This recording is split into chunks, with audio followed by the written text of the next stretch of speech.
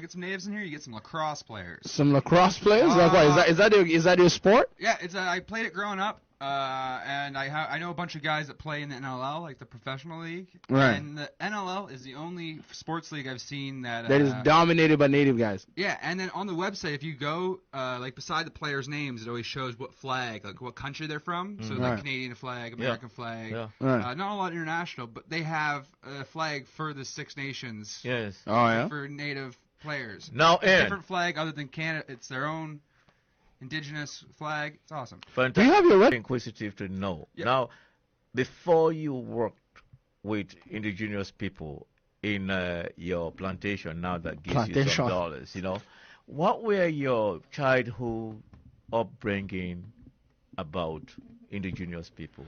Well, my dad's an ironworker as well, and has worked with like some of the native guys I work with. He's worked with them for 30 years. Okay. So I've always been like I always played lacrosse against Six Nations. Like it's been pretty.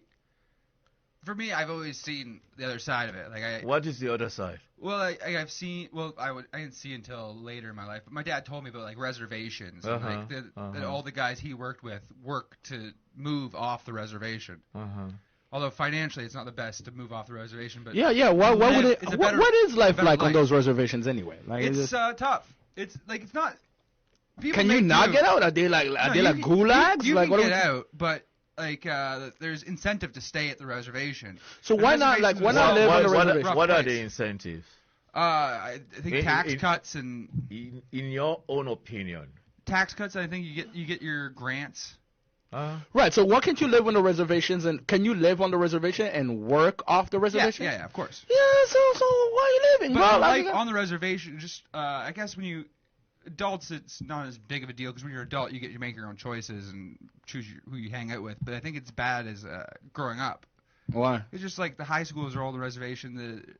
It's a cycle. Right. It's the same as in. I just finished watching like it's the same as in ghettos and stuff. That it's like a cycle that you can't break. Right. That these kids live in the reservation and they get money and they go to party and then the partying just keeps you in the cycle. Have you ever did you once get angry towards indigenous people and use some unusable words? No, that's actually been a thing. What, you thought he was going to admit to that? Be like, yeah, this goddamn playing lacrosse as a kid. He's an honest man. Yeah, playing lacrosse as a kid, I was like Six Nations in Orangeville, where I'm from, or rivals in lacrosse. Oh, you're from Orangeville? Yeah. I discovered that place, brother. I was the first settler there. Yeah?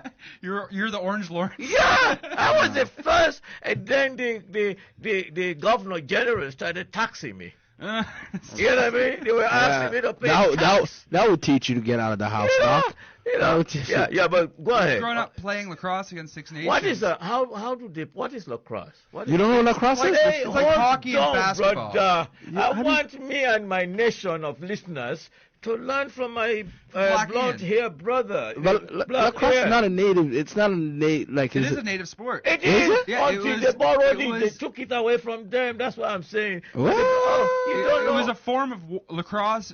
Translates. I can't remember which tribe it translates from, but it's a game of war. Yeah. And they would solve disputes between native tribes with a game of lacrosse. And then really? It was a little more intense. It was like with death involved. Right. So they were beating each other with the sticks or some shit like it. Yeah. And then there was a net, and then I guess you scored points, whatever that meant. But with your opponent's heads. Yeah. So you played it. Yeah, and I played like Six Nations were a rival. We played them quite a bit. I remember in provincials one year, the goalie guys in my team, Orangeville, pretty white town. They were like mocking the guys from Six Nations, like going, wow. And that made me just feel super uncomfortable. Right. Because like my dad's friends with native, like right. My dad was sitting in the crowd beside the guy from work. Right. That's native. Right. And then even at the bigger levels, like there was always big brawls between Orangeville and Six Nations, and the racial tensions were always high. Right. It always made me feel very uncomfortable. But see, here's the thing, right? See, to me, when I hear about a situation like that, right? See, to me, like, I feel like whenever you stamp an ism at the end of something, it just makes it it's almost like a carte blanche for people to kind of put their head. Like the moment you stamp something like, oh, he's a racist, there is no more formal conversation from there. Is your hands up? They have to be shunned, lose their job, and excommunicated from society. That's why there should be ignorantism. Right? Yeah, exactly. Because see, to me, I don't see this. Because see, to me, like nobody can be racist towards me unless you're affecting my pocket. Like if we run into each other and we get into a fight outside a bar and you call me the N-word, listen, bro. I know the reason why you're saying this because you know that is going to get a reaction out of me. Yeah, you want to start something a little bit bigger, and you know that once you drop that word, that is DEFCON 1. You know what I mean? We're going straight to war. So like I don't want to say I relate to racism, like, but I was fat when I was a kid. Yeah. And that was like the thing. If someone wanted to fight me, they'd call me fat. Yeah, exactly. Well, you see one thing.